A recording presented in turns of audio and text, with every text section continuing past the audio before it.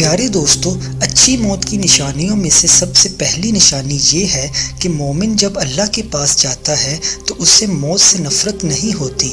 جو اللہ سے ملنا چاہتا ہے، اللہ اس سے ملنا چاہتا ہے۔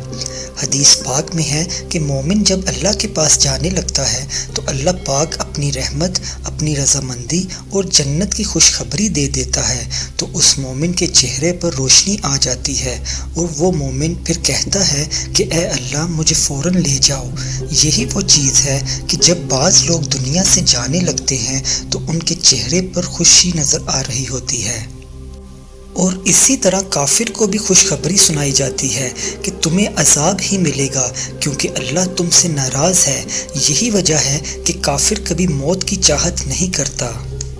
پیارے دوستو، اچھی موت کی دوسری نشانی یہ ہے کہ رسول اللہ صلی اللہ علیہ وسلم نے فرمایا کہ جو شخص جمعے کے دن یا جمعے کی رات فوت ہو جاتا ہے، اللہ اسے عذاب قبر سے محفوظ کر دیتا ہے۔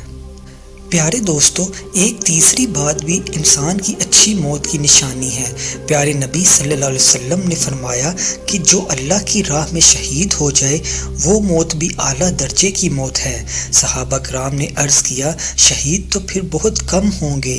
تو آپ صلی اللہ علیہ وسلم نے پھر ان کی اقسام گنوائی کہ ایک وہ شہید ہے جو کی راہ میں دین کی سربلندی کے لیے اپنی جان کا نذرانہ پیش کرتا ہے۔ پھر فرمایا کہ اگر کوئی ڈوب کر فوت ہو جائے تو وہ بھی شہید ہے، اور اگر کسی پر کوئی دیوار گر گئی یا کوئی اور چیز گر گئی اور وہ فوت ہو جائے تو وہ بھی شہید ہے، اور اگر کوئی آلس گیا اور فوت ہو گیا تو وہ بھی شہید ہے۔ کوئی ایسا انسان جس کو پیٹ کی کوئی بیماری لگی ہے اور وہ اسی بیماری میں فوت ہو جائے تو وہ بھی شہید ہے، اور طاعون کی بیماری میں جو فوت ہو گیا وہ بھی شہید ہے۔ جو اپنی عزت بچاتے ہوئے فوت ہو گیا وہ بھی شہید ہے۔ کوئی چور ڈاکو کسی سے مال چھینتا ہے اور اس حملے کے دوران اگر وہ شخص فوت ہو جائے تو وہ بھی شہید ہے، اور جو عورت بچے کی پیدائش کے وقت فوت ہو جاتی ہے وہ بھی شہید ہے۔ پیارے نبی پاک صلی اللہ علیہ وسلم نے یہ سب باتیں صحابہ کرام کو سمجھا دی۔